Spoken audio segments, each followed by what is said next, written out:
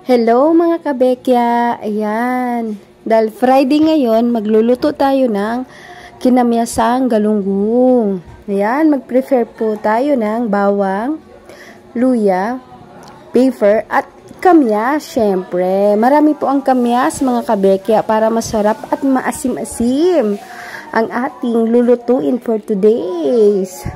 Ayan, syempre mga kabekya, yung iba ang nilalagay nila dyan ay suka. Pero tayo, ngayon ay lalagay natin ay kamyas para mas masarap kabekya. Yan. Ilagay na po natin ang mga fish. Pero wala pa yung apoy mga kabekya. Wala pa siyang apoy. Yan. Isilin na natin yung mga fish. Next natin lagay ang kanyang kamyas. Ayan. Masarap po ang kamyas mga kabekya kasi po maganda rin to sa katawan natin yung kamyas. Kaysa minsan pag marami po tayong puno, ito minsan kamyas, pampaasim. Yan. Masarap po yan. Next po natin ang luya mga kabekya. Para mas masarap ang ating kakaining fish. Ayan. Ang luya.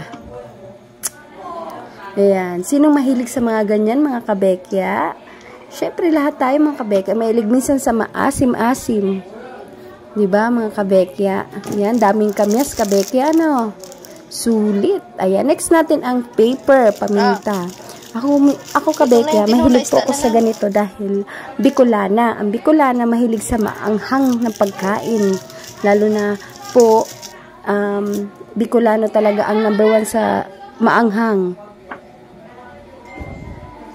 Ayan, lagyan na natin ng asin, kabekya. Ayan. Siyempre, kabekya, lagyan natin ng water. Ayan. Para may sabaw-sabaw po yung kanyang kamyas, galunggong. Ayan, sarap mga kabekya. Silong mahilig dito mga kabekya, comment section na kayo, kabekya. Ayan. Kinamyasang galunggong mga kabekya.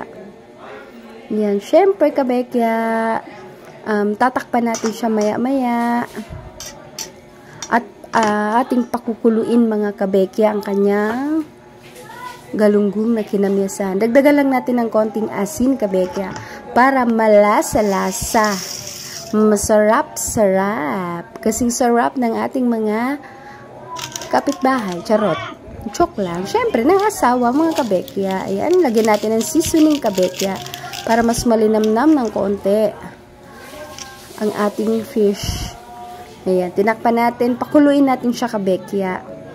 Lutuin natin siya ng ilang minutes po para kumatas po lahat. Ayan, kumukulo na, ang sarap kabekya. Ayan, kakain na tayo. Finished po ang ating nilulutong kinamyasang galunggong. Ayan, thank you for watching mga kabekya.